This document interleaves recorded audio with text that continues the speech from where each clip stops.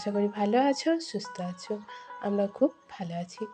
এই সময়টা দেখছো রেডি হয়ে গেছি। এটা আগের দিন রাতে পাশের বাড়িতে ছিল কালীপুজো। তো আমি আর আমার ছেলে প্রসাদ খেতে যাবো। হাসব্যান্ডের সঙ্গে যাবো ভেবেছিলাম। তো হাসব্যান্ড তো অনেক রাতে আসে, ছেলে তখন ঘুমিয়ে পড়ে। তো কান্নাকাটি করে। তাই হাসব্যান্ড বলল, "তুমি আর ছেলে একা একাই চলে যাও। আমার তো অনেক রাত হয়।" তাই আমরা দুজন রেডি হয়ে গেছি যাবো বলে। আসলে ছেলেকে নিয়ে গিয়েছিলাম তো। রাতের বেলায় জলের বোতল, হাতে লাইট, সেই জন্য আর ফোনটা নিয়ে যাইনি। বাকি আর কিছু শেয়ার করা হয়নি। তারপরেরটা সকাল থেকে শুরু। হাসব্যান্ড আর আমি দুজনে চা মুড়ি খাচ্ছিলাম আর একটু গল্পগুজব করছিলাম। তোমরা তো জানোই সারাদিনের ব্যস্ততার মাঝে এইটুকুনি হচ্ছে টাইম গল্প করার মতো। যদিও বা হাসব্যান্ডের আজকে বিশেষ তাড়াহুড়ো নেই। যে মানে কারখানাটা দুদিন বন্ধ আছে। বন্ধ আছে বলতে কর্মচারীরা সব বাড়ি গেছে দুদিনের ছুটিতে। আসলে তারপরে আবার খুলবে, মানে সোমবার থেকে আবার চালু।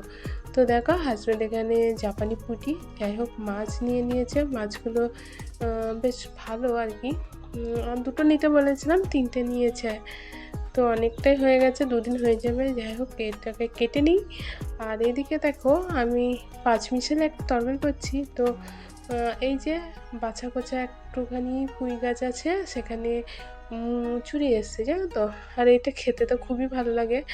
তো বেশি তো নেই, অল্প কয়েকটা ছিল, সেটা আমি কিন্তু কেটে নিয়ে আসলাম। ঠিক আছে, এই যে এই কটাই ছিল। তো এই যে পাঁচমিশালি তরকারি করছি তার মধ্যে দিয়ে দেবো, খেতে খুব ভালো লাগে জানো তো।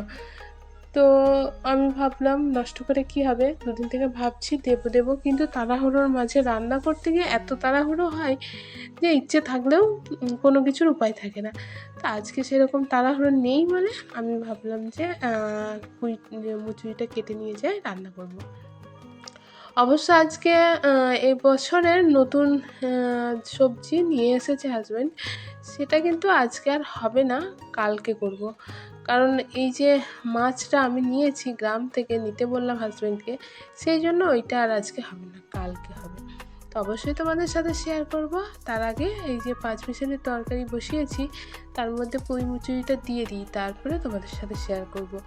হ্যাঁ, এটাকে এবার ভালো করে ধুয়ে নেব, দিয়ে ওই যে তরকারিটার মধ্যে দিয়ে দেবো। অলরেডি আমার ভাত ফুটে গেছে। হাজব্যান্ড একটু বাইরে যাবে, তো একটা তরকারি বা কিছু করে দিতে বললে তাড়াতাড়ি করে খেয়ে যাবে। তারপরে কিন্তু আমি বাকি রান্নাটা করব। আর আমার এই ভিডিও বা ভয়েসের মধ্যে অনেক আওয়াজ শুনতে পাবো। আসলে যে টাইমটায় আমি ভয়েসটা দিই না, সেই টাইমটায় সব বাচ্চারা খেলাধুলো করতে শুরু করে দেয়। আর অনেক হইচইও তোমরা শুনতে পাও। এই যে দেখো আমি পাঁচমিশালি একটা তরকারি করছি, তার মধ্যে পুঁই মুচুরিটা দিয়ে দিয়েছি। খেতে খুবই ভালো হয়েছিল, টেস্টি হয়েছিল। ভাতের থেকে আমার মনে হয়েছিল এটা যদি রুটি দিয়ে খেতাম তাহলে বেশি ভালো হতো। মিষ্টি মিষ্টি হয়েছিল তো তরকারিটা। আর এই যে দেখো এই বছরের নতুন সবজি এঁচুড় চলে এসছে। এটা আমাদের গাছেরই। আর এই যে যে মোচাটা দেখতে পাচ্ছ, এটাও গাছের। তো এঁচোড় চিংড়ি খাবে বলে হাজব্যান্ড আজকে এঁচোড় নিয়ে এসেছিলো সকালবেলাতে। কিন্তু চিংড়ি মাছটা বাজারে আনতে যাবে বলেছিল, কিন্তু আমি বললাম যেহেতু তোমার তাড়া আছে তাহলে আজ আর যেতে হবে না, কালকে করবো, আজকে গ্রাম থেকেই মাছ নিয়ে যাও। আর এই যে জাপানি পুঁটি, এই মাছটাও না সবসময় পাওয়া যায় না গ্রামে, তো সেই জন্য বললাম কালকে ওটা করবো, আজকে এটা করে নিই। মোচাটাও কালকে হবে। আর তার সঙ্গে নিয়ে এসেছিলো পটল, জানো 100-150 টাকা কিলো। এই যে এই কটা পটল নিয়ে এসছে, এই কটা পটলের দাম বলছে 25 টাকা। কি আর করা যাবে, খেতে তো হবে, এই নতুন সবজির টেস্টই আলাদা। তো নিয়ে এসছে, আজকে কিন্তু পটলগুলো রান্না করব। এই যে হাজব্যান্ডকে দিয়ে দিচ্ছি। কলা সিদ্ধ করতে দিয়েছিলাম, একটু কলা সিদ্ধ, একটা মাছ ভাজা, আর ওই যে পাঁচমিশালি যে তরকারিটা ওটা এটুকুনি হয়েছিল, আর হয়নি। মাছের ঝোলটা পরে করব। এটুকুনি দিয়ে ওকে মানে দিয়ে দিই আর ছেলেকে খাইয়ে দেব। তারপরে কিন্তু মাছের ঝোলটা রান্না করব। অনেকটা দেরি হয়ে গেছে জানো, 10টা বেজে গেছে। এই যে একটু মানে তাড়াহুড়ো না থাকলে, রান্নার একটু ঢিলেমি হলেই তো মানে আমাদের অনেকটা দেরি হয়ে যায়, সেই জন্য অনেকটা দেরি হয়ে গেছে। অন্যদিন কিন্তু 10টার মধ্যে রান্না কমপ্লিট হয়ে যায়। তারপরে দেখো আমি কিন্তু ছেলেকে খাইয়ে দিয়েছি, আমিও খেয়ে নিয়েছি। তারপরে আবার মাছের ঝোলটা রান্না করছি।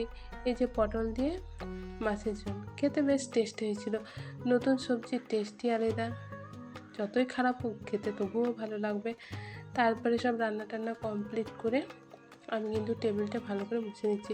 আর ওই যে ছেলেকে দেখতে পাচ্ছ, লেবুগুলো নিয়ে খেলা করছে, কিচ্ছু বলার উপায় নেই।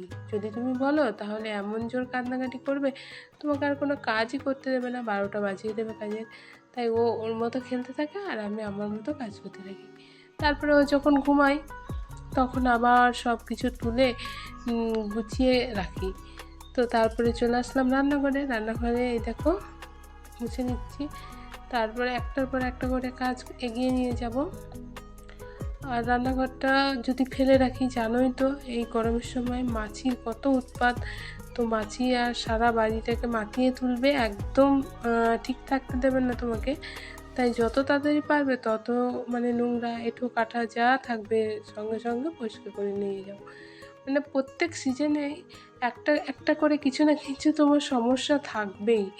তো শীত গেছে, গরম আসছে বেশ ভালো, তো তার সঙ্গে মাছের উৎপাত কত ভালো সেটা বুঝতেই পারছো। তো কী আর করা যাবে, আমাদের কিন্তু সব কিছু নিয়েই চলতে হবে, মানে সব কিছু নিয়েই তো হচ্ছে পৃথিবীটা। যদিও বা আমি নিমাইল ইউজ করি, রান্নাঘরে করি না এখনও পর্যন্ত, কিন্তু ঘরের মধ্যে নিমাইলটা এখন ইউজ করতে শুরু করে দিয়েছি, কারণ আমাদের বাড়িতে না মাছিটা অনেক বেশি। বুঝতে পারি না কেন যে মাছির এত উৎপাত।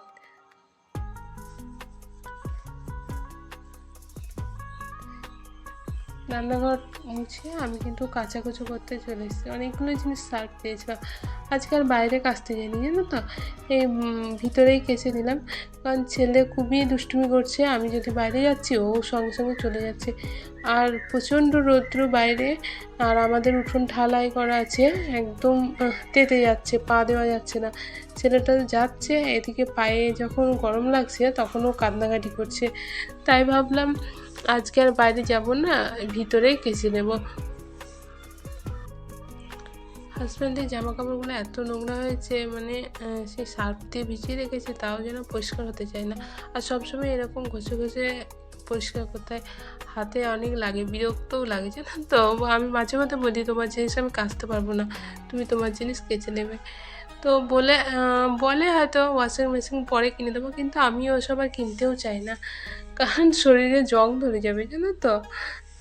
যাই হোক, তারপরে একদম দুপুর টাইমে এসেছিলো সার্ভে করতে, আমরা তখন খাচ্ছিলাম। তো এই যে আমি সব কিছু দিয়ে দিচ্ছি, দিদি সার্ভে করছেন। তো আজকের মতো আমার ব্লগটা এখানেই শেষ করলাম। তোমাদের নিশ্চয়ই ভালো লেগেছে, ভালো লাগলে লাইক কমেন্ট করে দিও।